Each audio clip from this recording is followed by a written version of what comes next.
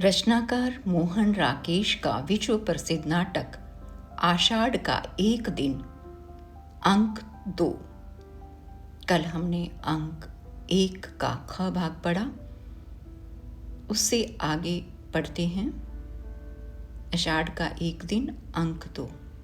कुछ वर्षों के अनंतर वही प्रकोष्ठ की स्थिति में पहले से कहीं अंतर आ गया है।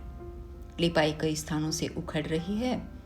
गेरू से बने स्वस्तिक, शंख और कमल अब बुझे बुझे से हैं।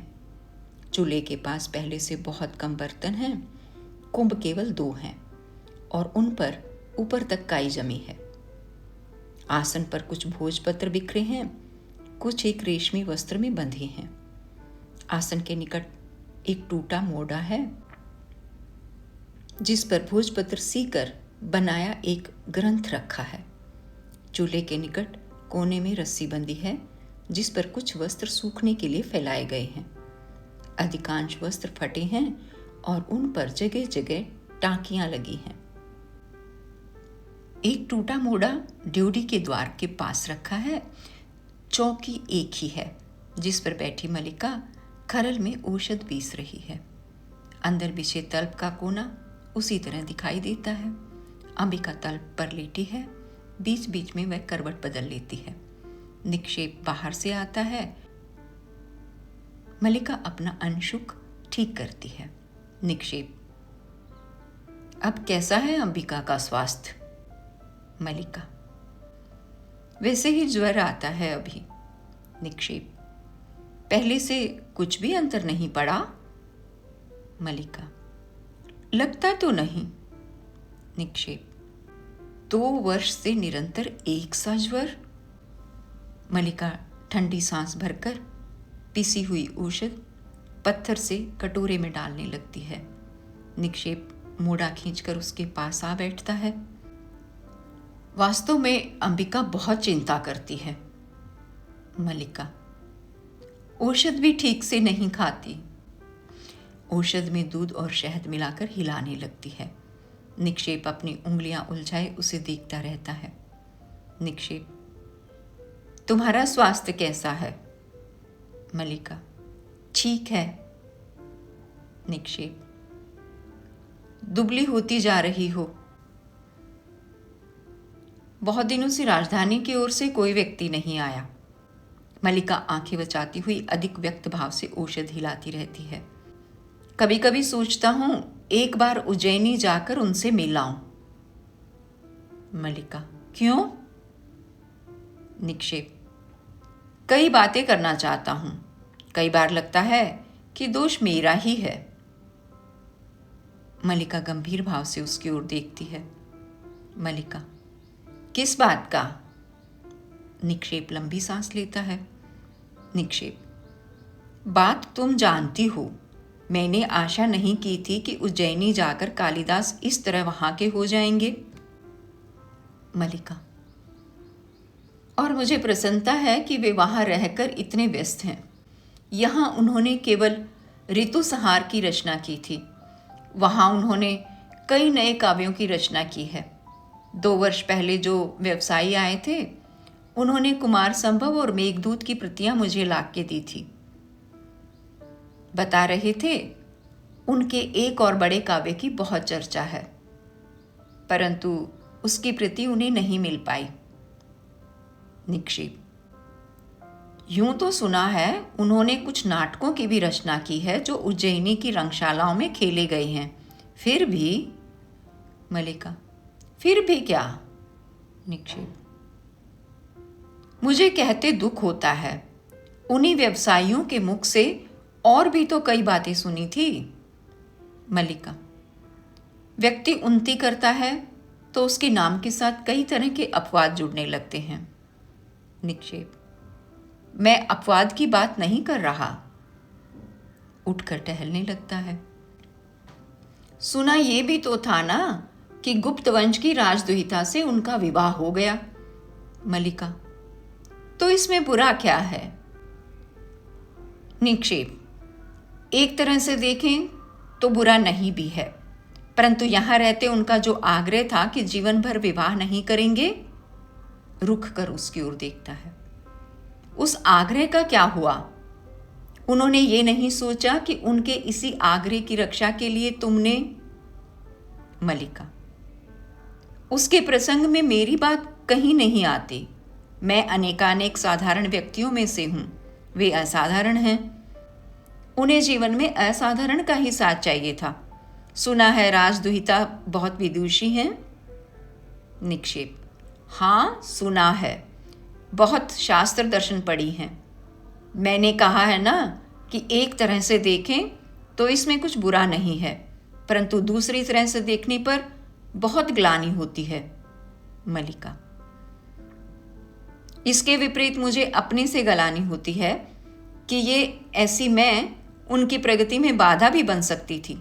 आपके कहने से मैं उन्हें जाने के लिए प्रेरित न करती तो कितनी बड़ी क्षति होती। निक्षेप, यह तो दुख है कि मेरे कहने से तुम ऐसा ना करती तो आज तुम्हारे जीवन का रूप ये ना होता। मलिका, मेरे जीवन में पहले से क्या अंतर आया है? पहले मां काम करती थी, अब वे अस्वस्थ हैं, मैं काम करती हूं। निक्षेप, बाहर से तो इतना ही अंतर लगता है। मलिका, केवल इतना ही अंतर है। औषध के लिए उठ खड़ी होती है। मां को औषध दे दूं, अभी आती हूं। अंदर चली जाती है और अंबिका को सहारे से उठाकर औषध पिलाती है। अंबिका पीकर सिर हिलाती है। निक्षेप टहलता हुआ झरोखे के पास चला जाता है। बाहर घोड़े की टापों का शब्द सुनाई देता है जो पास आकर दूर चला जाता है। निक्षेप झरोखे से सटा देखता रहता है। अंबिका औषध पीकर लेट जाती है। मलिका बाहर आ जाती है और किवाड़ के पास रुककर अंबिका की ओर देखती है। मलिका, मां, ठंड लगती हो तो किवाड़ बंद कर दूं? अंबिका सिर हिलाती है। मलिका किवाड़ बंद कर देती है। निक्षेप झरोखे के पास से हट आता है। निक्षेप, लगता है आज फिर कुछ लोग बाहर से आए हैं। मलिका, कौन लोग? निक्षेप, संभवतः राज्य के कर्मचारी हैं। 2 वैसी ही आकृतियां मैंने देखी हैं जैसी तब देखी थी जब आचार्य कालिदास को लेने आए थे। मलिका थोड़ी सिहर जाती है। मलिका, वैसी आकृतियां? अपने भाव को दबाकर हंसने का प्रयत्न करती है। जानते हैं मां इस संबंध में क्या कहती हैं? कहती हैं कि जब भी ये आकृतियां दिखाई देती हैं कोई न कोई अनिष्ट होता है, कभी युद्ध, कभी महामारी। परंतु पिछली बार तो ऐसा कुछ नहीं हुआ। निक्षेप, नहीं हुआ? मलिका आंखें बचाती हुई गीले वस्त्रों को देखने में व्यस्त हो जाती है। मलिका, क्या हुआ? और जो हुआ वह तो अच्छा ही था। 2-1 वस्त्रों को उतारकर फिर रस्सी पर फैला देती है। हवा में आजकल इतनी नमी रहती है कि वस्त्र घंटों नहीं सूखते। फिर टापों का शब्द सुनाई देता है। निक्षेप फिर झरोके के पास चला जाता है। सहसा उसके मुंह से आश्चर्य की ध्वनि निकल पड़ती है। निक्षेप, हैं? नहीं। परंतु नहीं कैसे? टापों का शब्द दूर चला जाता है। निक्षेप उत्तेजित सा झरोखे के पास से हट कर आता है। मलिका, सहसा उत्तेजित क्यों हो उठे आर्य निक्षेप? निक्षेप, मैंने अभी एक और आकृति को घोड़े पर जाते देखा है। मलिका, तो क्या हुआ? आपको भी मां की तरह अनिष्ट की आशंका हो रही है? निक्षेप, वह एक बहुत परिचित आकृति है मलिका। मलिका, परिचित आकृति? निक्षेप, मुझे विश्वास है वे स्वयं कालिदास हैं। मलिका हाथ के वस्त्र को पकड़े स्तंभित सी हो रहती है। मलिका, कालिदास? ये कैसे संभव है? निक्षेप, मैंने अपनी आंखों से देखा है। वे घोड़ा दौड़ाते पर्वत शिखर की ओर गए हैं। इस राजसी वेशभूषा में और कोई उन्हें न पहचान पाए। निक्षेप की आंखें पहचानने में भूल नहीं कर सकती। मैं अभी जाकर देखता हूं। राज्य कर्मचारी भी अवश्य उन्हीं के साथ आए होंगे। उसी उत्तेजना में चला जाता है। मलिका, वे आए हैं और पर्वत शिखर की ओर गए हैं। अपनी उंगलियों को दांत से काटती है और पीड़ा का अनुभव होने पर यंत्र चालित सी झरोखे के पास चली आती है। ड्योढ़ी से रंगिणी और संगिनी अंदर आती हैं। मलिका आश्चर्य से उनकी ओर देखती है। रंगिणी संगिनी को आगे करती है। रंगिणी, इससे पूछ, हम अंदर आ सकती हैं? संगिनी उसे आगे करके स्वयं पीछे हट जाती है। संगिनी, तू पूछ। मलिका उनके पास आ जाती है। रंगिणी, अच्छा मैं पूछती हूं। सुनो, ये तुम्हारा घर है? मलिका, हाँ हाँ, आइए, आप मेरे यहां आए हैं। रंगिणी और संगिनी अंदर आ जाती हैं और खोजती दृष्टि से इधर उधर देखती हैं। रंगिणी, हम विशेष रूप से किसी के यहां नहीं आई, समझ लो कि यूं ही आई हैं, ग्राम प्रदेश में घूमती हुई। संगिनी, हम यहाँ के घर देखना चाहती हैं। रंगिणी, और यहाँ के जीवन का अध्ययन करना चाहती हैं। संगिनी, पहले मैं परिचय दे दूं। ये है रंगिणी, उज्जैनी के नाट्य केंद्र में नृत्य का अभ्यास करती है। नाटक लिखने में भी इसकी रुचि है। रंगिणी, और ये संगिनी उसी केंद्र में मृदंग और वीणा वादन सीखती है। बहुत सुंदर प्रणय गीत लिखती है। अब गद्य की ओर आ रही है। और तुम्हारा परिचय? मलिका कुछ भी उत्तर न देकर आश्चर्य से उनकी ओर देखती रहती है। संगिनी, तुमने अपना परिचय नहीं दिया। मलिका, मेरा परिचय कुछ भी नहीं है, आइए यहां आसन पर बैठिए। संगिनी, हम बैठने के लिए नहीं, अध्ययन करने के लिए आई हैं। इस स्थान को आप लोग क्या कहते हैं? मलिका, किस स्थान को? रंगिणी, इसका अभिप्राय इस सारे स्थान से है जहां इस समय हम हैं। उज्जैनी में हम इसे प्रकोष्ठ कहते हैं। यहां तुम लोग क्या कहते हो? मलिका, प्रकोष्ठ? रंगिणी, प्रकोष्ठ को तुम लोग भी प्रकोष्ठ कहते हो। और कुंभों के निकट जाकर एक कुंभ को छूती है। इसे? मलिका, कुंभ। रंगिणी, कुंभ? प्रकोष्ठ को प्रकोष्ठ और कुंभ को कुंभ। निराशा से कंधे हिलाती है। संगिनी, देखो यहां के कुछ स्थानीय शब्द नहीं हैं। मलिका हतपर्व सी उनकी ओर देखती रहती है। मलिका, स्थानीय शब्द? संगिनी, हाँ, आंचलिक शब्द। जैसे पतंजलि ने लिखा है न कि यदवा को कुछ लोग यरवा बोलते हैं और तदवा को तरवा। यर्वाणस्तः वार्ण ऋषियो बभूर्वः। मलिका, मुझे इतना ज्ञान नहीं है। संगिनी कुछ निराशा से आसन पर बैठ जाती है। रंगिणी घूमकर प्रकोष्ठ की एक एक वस्तु का निरीक्षण करती है। मलिका संगिनी के पास चली जाती है। संगिनी, देखो हम कुछ ऐसी बातें जानना चाहती हैं जिनका संबंध यहाँ के और केवल यहाँ के जीवन से हो। तुम्हारे घर और वस्त्र तो लगभग हमारे जैसे हैं। यहाँ के जीवन की अपनी विशेषता क्या है? मलिका, यहाँ के जीवन की अपनी विशेषता? पल भर झरोखे की ओर देखती रहती है। मैं नहीं जानती, हमारा जीवन हर दृष्टि से बहुत साधारण है। संगिनी, ये मैं नहीं मान सकती। इस प्रदेश ने कालिदास जैसे असाधारण प्रतिभा को जन्म दिया है। यहाँ की तो प्रत्येक वस्तु असाधारण होनी चाहिए। रंगिणी चूल्हे के आसपास की सब वस्तुओं को अच्छी तरह देखकर तथा एक बार अंदर झांककर उसके पास आ जाती है। रंगिणी, देखो मैं तुम्हें समझाती हूँ। बात यह है कि राजकीय नियोजन से हम दोनों कवि कालिदास के जीवन की पृष्ठभूमि का अध्ययन कर रही हैं। तुम समझ सकती हो कि ये कितना बड़ा और महत्वपूर्ण कार्य है। परंतु यहाँ घूमकर हम तो लगभग निराश हो चुकी हैं। यहाँ कुछ सामग्री है ही नहीं। संगिनी, अच्छा यहाँ के कुछ वनस्पतियों के नाम बताइए। मलिका, कैसे वनस्पति? संगिनी, कैसे वनस्पति? सोचने लगती है। जैसे कालिदास ने कुमार संभव में लिखा है, भावस्वनी रत्नाति औषधियश्च, ये प्रकाश देने वाली औषधियां कौन सी हैं? मल्लिका, औषधियां प्रकाश नहीं देती।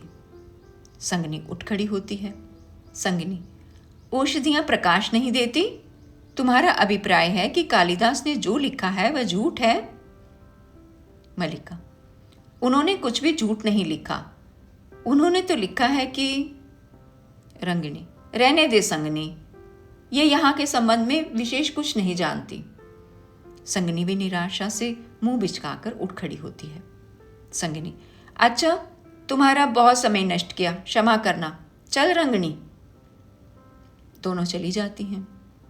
मल्लिका ड्यूटी का किवाड़ बंद कर देती है, आसन के पास जाकर बैठ जाती है और बिखरे पृष्ठों पर सिर टिका देती है। उसकी आंखें मुंद जाती हैं। मल्लिका, आज वर्षों के बाद तुम लौट कर आए हो।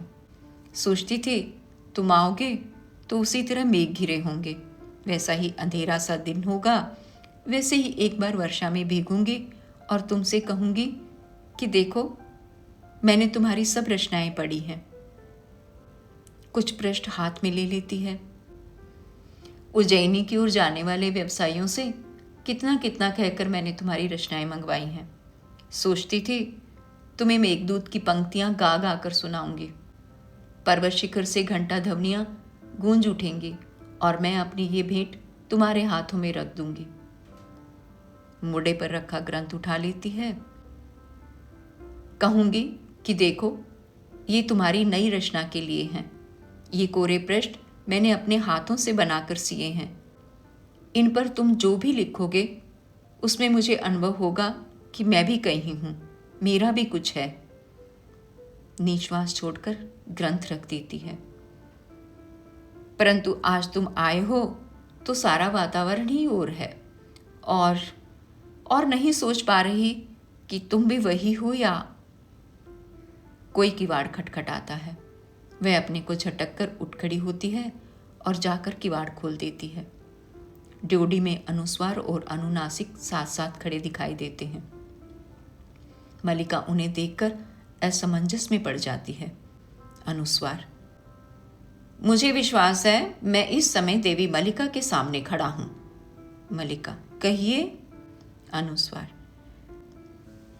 देव मातृगुप्त के अनुचरों का अभिवादन स्वीकार कीजिए। दोनों झुककर अभिवादन करते हैं। मल्लिका भौचक्की से उन्हें देखती रहती है। मल्लिका, देव मातृगुप्त? देव मातृगुप्त कौन है? अनुस्वार, ऋतु संहार, कुमार संभव, मेघदूत एवं रघुवंश के प्रेरणता कविंद्र, राजनीति निष्णात, आचार्य और कश्मीर के भावी शासक। देव मातृगुप्त की राजमहिषी गुप्त वंश दुहिता परम विदुषी देवी प्रियंगुमंजरी आपके साक्षात्कार के लिए उत्सुक हैं और शीघ्र ही यहाँ आना चाहती हैं। हम उनके अनुचर आपको इसकी पूर्व सूचना देने के लिए उपस्थित हैं। मल्लिका, ऋतु संहार और मेघदूत आदि के प्रणेता तो कालिदास हैं और आप कह रहे हैं कि। अनुस्वार, वे गुप्त राज्य की ओर से कश्मीर का शासन संभालने जा रहे हैं। मातृगुप्त उन्हीं का नया नाम है। मल्लिका, वे कश्मीर का शासन संभालने जा रहे हैं और उनकी राजमहिषी मुझसे मिलने के लिए आ रही है। अनुस्वार, मुझे विश्वास है कि इस गौरवपूर्ण अवसर पर आप अपने उपवेश गृह के वस्तु विन्यास में कुछ परिवर्तन आवश्यक समझेंगी। इसे आपका आदेश समझते हुए हम ये कार्य अभी अपने हाथों संपन्न किए देते हैं। आओ अनुनासिक। दोनों प्रकोष्ठ में जाकर निरीक्षण करने की दृष्टि से सब वस्तुओं को देखने लगते हैं।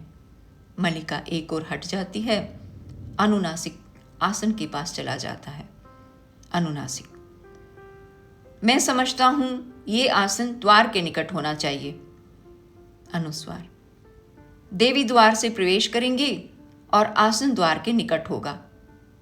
अनुनासिक, उस स्थिति में इसे इसकी वर्तमान स्थिति से 7 अंगुल दक्षिण की ओर हटा देना चाहिए। अनुस्वार, दक्षिण की ओर? नकारात्मक भाव से सिर हिलाता है। मैं समझता हूं इसकी स्थिति 5 अंगुल उत्तर की ओर होनी चाहिए। गवाक्ष से सूर्य की किरणें सीधी इस पर पड़ती हैं। अनुनासिक, मैं तुमसे सहमत नहीं हूं। अनुस्वार, मैं तुमसे सहमत नहीं हूं। अनुनासिक, तो? अनुस्वार, तो विवादास्पद विषय होने से आसन को यहीं रहने दिया जाए। अनुनासिक, अच्छी बात है, इसे यहीं रहने दिया जाए और ये कुंभों के पास चला जाता है। अनुस्वार, मैं समझता हूं एक कुंभ इस कोने में और दूसरा उस कोने में होना चाहिए। अनुनासिक, पर मैं समझता हूं कि कुंभ यहां होने ही नहीं चाहिए। अनुस्वार, क्यों? अनुनासिक, क्यों का कोई उत्तर नहीं। अनुस्वार, मैं तुमसे सहमत नहीं हूं। अनुनासिक, मैं तुमसे सहमत नहीं हूं। अनुस्वार, तो? अनुनासिक, तो कुंभों को भी यहीं रहने दिया जाए। दोनों उधर जाते हैं जिधर रस्सी पर वस्त्र सूखने के लिए फैलाए गए हैं। मल्लिका आसन के पास जाकर बिखरे पन्नों को समेटती है और उन्हें मोड़े पर रखकर चुपचाप अंदर चली जाती है। अनुस्वार गीले वस्त्रों को छूता है। अनुस्वार, ये वस्त्र? अनुनासिक, वस्त्र अभी गीले हैं, इसलिए इन्हें नहीं हटाना चाहिए। अनुस्वार, क्यों? अनुनासिक, शास्त्रीय प्रमाण ऐसा है। अनुस्वार, कौन सा प्रमाण है? अनुनासिक, ये तो मुझे याद नहीं। अनुस्वार, ये याद है कि ऐसा प्रमाण है। अनुनासिक, हाँ। अनुस्वार, तो? अनुनासिक, तो संदिग्ध विषय है। अनुस्वार, हाँ, तब तो अवश्य संदिग्ध विषय है। अनुनासिक, संदिग्ध विषय होने से वस्त्रों को भी रहने दिया जाए। अनुस्वार, अच्छी बात है, वस्त्रों को भी रहने दिया जाए। अनुनासिक, परंतु ये चूल्हा अवश्य यहां से हटा देना चाहिए। अनुस्वार, चूल्हा हटाने का अर्थ होगा आसपास की सब वस्तुओं को हटाया जाए, इसके लिए बहुत समय चाहिए। अनुनासिक, समय के अतिरिक्त बहुत धैर्य चाहिए।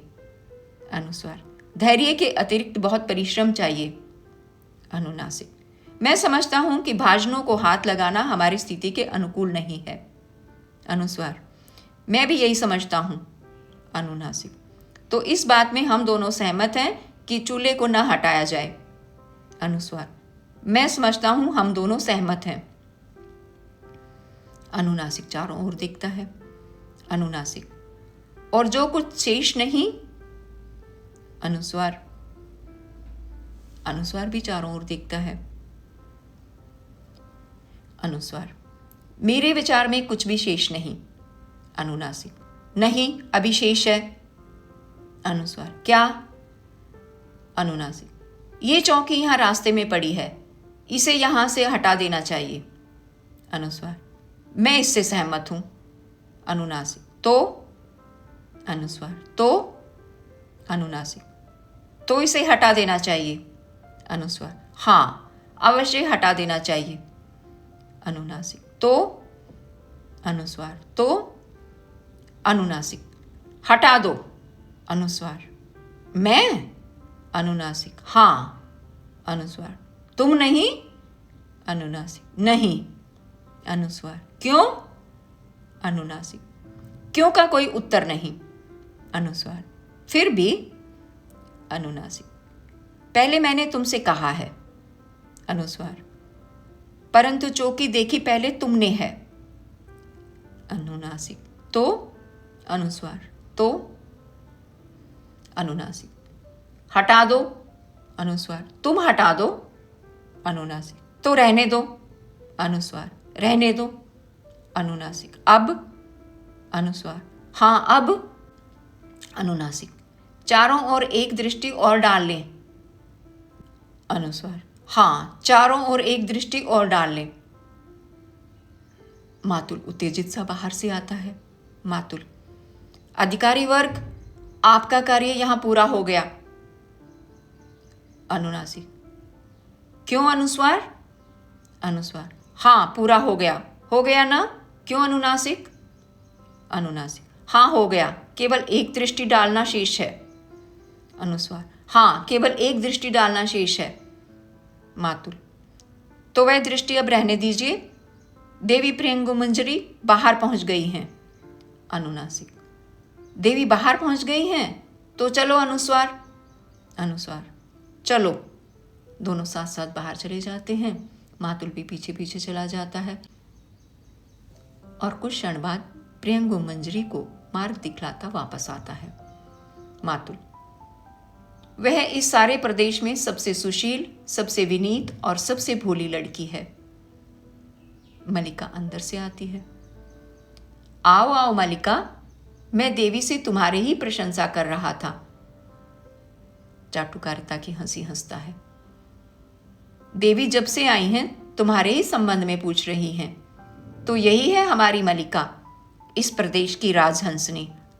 मलिका, देवी के लिए कौन सा आसन निश्चित किया गया है? मलिका प्रियंगु मंजरी को अभिवादन करती है। प्रियंगु मंजरी मुस्कुराकर अभिवादन की स्वीकृति देती है। प्रियंगु, आर्य मातुल, आप अब जाकर विश्राम करें। अनुचर मेरे लौटने तक बाहर प्रतीक्षा करेंगे। मातुल, परंतु आपके लिए आसन? प्रियंगु, उसकी चिंता ना करें, मुझे असुविधा नहीं होगी। मातुल, असुविधा तो होगी। आप असुविधा को असुविधा ना माने ये दूसरी बात है, और वास्तव में कुलीनता कहते इसी को है। बड़े कुल की विशेषता ही यह होती है कि प्रियंगु, आप विश्राम करें, मैंने पहले ही आपको बहुत थकाया है। मातुल, मुझे थकाया है आपने? फिर चाटुकारिता की हंसी हंसता है। आपके कारण मैं थकूंगा? मुझे आप दिन भर पर्वत शिखर से खाई में और खाई से पर्वत शिखर पर जाने को कहती रहें तो भी मैं नहीं थकूंगा। मातुल का शरीर लोहे का बना है, लोहे का। आत्म श्लाघा नहीं करता, परंतु हमारे वंश में केवल प्रतिभा ही नहीं, शरीर शक्ति भी बहुत है। मैं पशुओं के पीछे दिन में 10-10 योजन घुमा हूं। मैं कहता हूं संसार में सबसे कठिन काम कोई है तो पशुपालन का। एक भी पशु मार्ग से भटक जाए तो। प्रियंगु, देखिए, आज भी आपके पशु भटक रहे होंगे, जाकर एक बार उन्हें देख लीजिए। मातुल, अब मैं पशु को देखता हूं, गुप्त वंश के साथ संबंध और पशुओं की देखरेख। मैंने तो अपने सब पशु वर्षों पहले ही बेच दिए, और सच कहूं तो उनमें भी मुझे लाभ ही रहा, क्योंकि प्रियंगु की दृष्टि मलिका से मिल जाती है।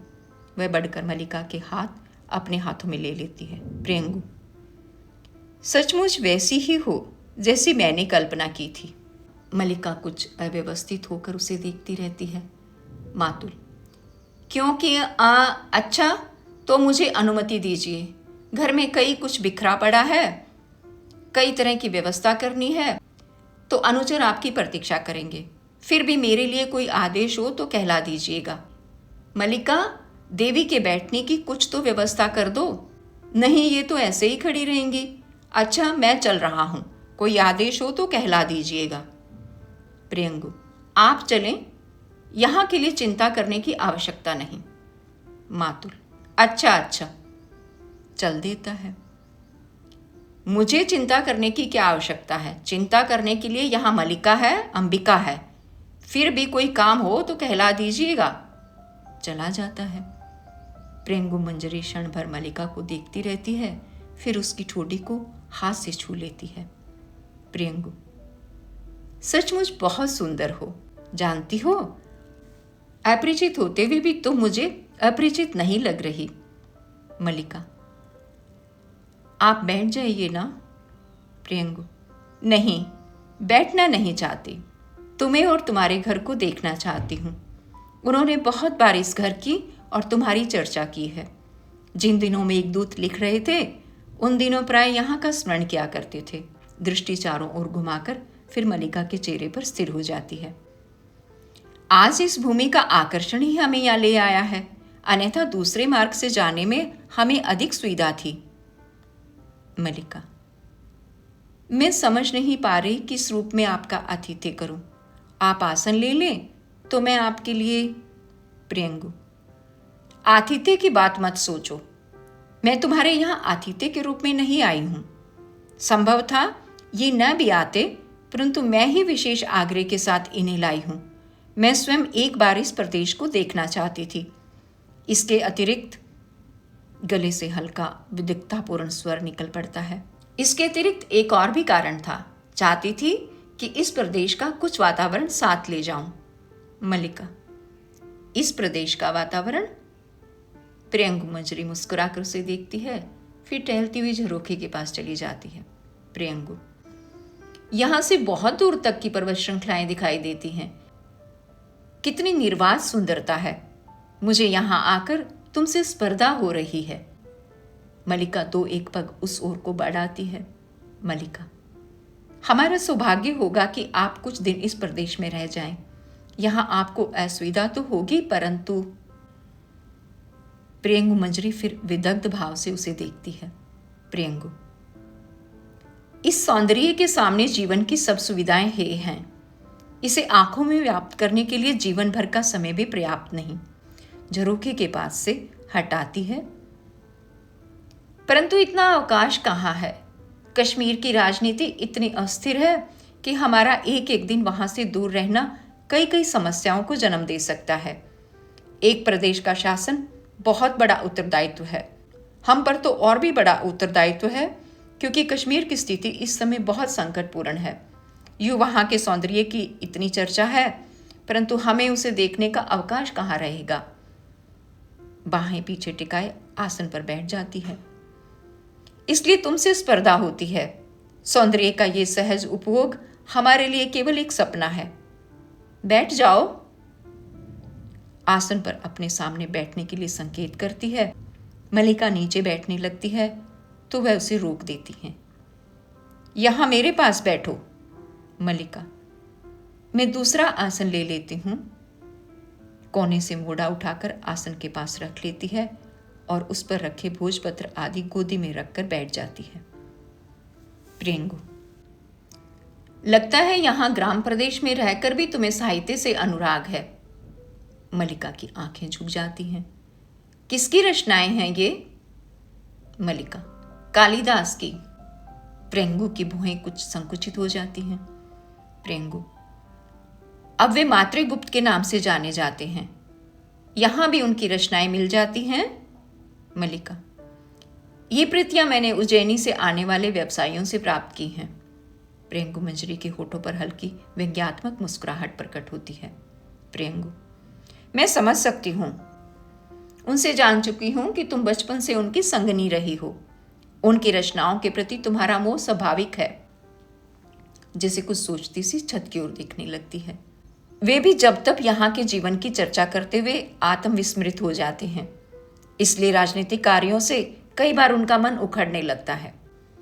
फिर उसकी आंखें मल्लिका के मुख पर स्थिर हो जाती हैं। ऐसे अवसरों पर उनके मन को संतुलित रखने के लिए बहुत प्रयत्न करना पड़ता है। राजनीति साहित्य नहीं है, उसमें एक एक क्षण का महत्व है। कभी एक क्षण के लिए भी चूक जाए तो बहुत बड़ा अनिष्ट हो सकता है। राजनीतिक जीवन की धुरी में बने रहने के लिए व्यक्ति को बहुत जागरूक रहना पड़ता है। साहित्य उनके जीवन का पहला चरण था। अब वे दूसरे चरण में पहुंच चुके हैं। मेरा अधिक समय इसी आयास में बीतता है कि उनका बड़ा हुआ चरण पीछे ना हट जाए। बहुत परिश्रम करना पड़ता है इसमें। मुस्कुराने का प्रयत्न करती है। तुम ऐसा नहीं समझती? मल्लिका, मैं राजनीतिक जीवन के संबंध में कुछ भी नहीं जानती। प्रियंगु, क्योंकि तुम ग्राम प्रदेश में ही रही हो। उठ खड़ी होती है। मल्लिका भी उठने लगती है तो कंधे पर हाथ रखकर वह उसे बिठा देती है। बैठे रहो। निचले होंठ को थोड़ा चबाती हुई टहलने लगती है। मैंने तुमसे कहा था कि मैं यहाँ का कुछ वातावरण साथ ले जाना चाहती हूँ। ये इसलिए कि उन्हें अभाव का अनुभव ना हो। उससे कई बार बहुत क्षति होती है।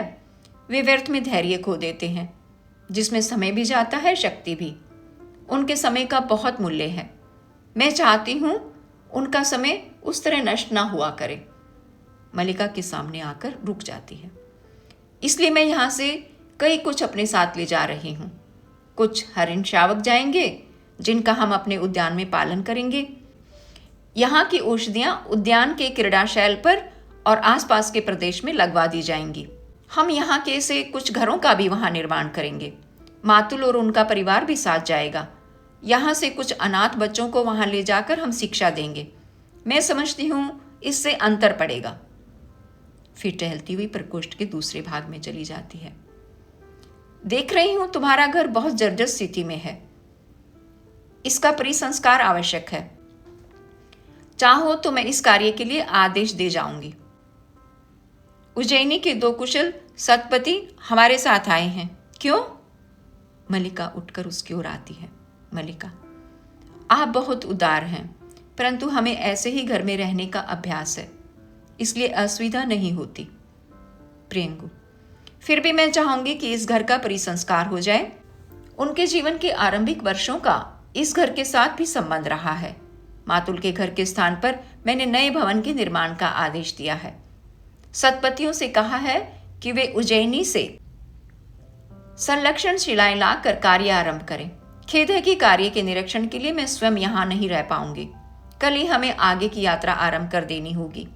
तुम भी हमारे साथ क्यों नहीं चलती? मल्लिका विमूढ़ सी उसकी ओर देखती रहती है। मल्लिका, मैं? प्रियंगु पास आकर उसके कंधे पर हाथ रख देती है। प्रियंगु, हाँ, इसमें बाधा क्या है? यहां तुम किसी ऐसे सूत्र से तो बंधी नहीं हो कि। मल्लिका, मेरी मां यहां है। प्रियंगु, ये कोई बाधा नहीं है। तुम्हारी मां के भी साथ चलने की व्यवस्था हो सकती है। हमारे सतपति इस घर का परिसंस्कार करते रहेंगे। तुम वहां मेरे साथ मेरी संगनी के रूप में रहोगे। मल्लिका के चेहरे पर आहत अभिमान की रेखाएं प्रकट होती हैं, परंतु वह अपने को दबाए रखती है। मल्लिका, क्षमा चाहती हूं, मैं अपने को ऐसे गौरव की अधिकारिणी नहीं समझती। प्रियंगु, परंतु मैं तुम्हें इससे कहीं अधिक की अधिकारिणी समझती हूं। मेरे आने से पहले राज्य के 2 अधिकारी यहां आए थे।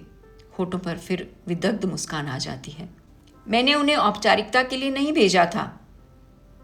मल्लिका उसका अर्थ समझने का प्रयत्न करती हुई अनिश्चित सी उसकी ओर देखती रहती है।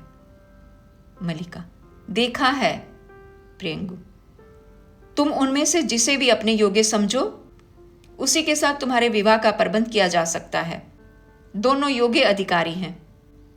मल्लिका, देवी भोजपत्रों को वक्ष से सटाए कुछ पग आसन की ओर हट जाती। प्रियंगु मंजरी उसे सीधी दृष्टि से देखती हुई धीरे धीरे उसके पास चली जाती है। प्रियंगु, संभवतः तुम दोनों में से किसी को भी अपने योग्य नहीं समझती, परंतु राज्य में ये 2 ही नहीं और भी अनेक अधिकारी हैं। मेरे साथ चलो, तुम जिससे भी चाहोगी।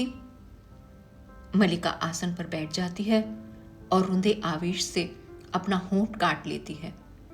मल्लिका, इस विषय की चर्चा छोड़ दीजिए। गला रुंध जाने से शब्द स्पष्ट ध्वनित नहीं होते। अंदर का द्वार खुलता है और अंबिका रोग और आवेश के कारण शिथिल और कांपती सी बाहर आकर जैसे अपने को सहेजने के लिए रुकती है। आषाढ़ का एक दिन, अंक 2। अभी पढ़ रहे थे क भाग, आगे पढ़ेंगे इसका ख भाग।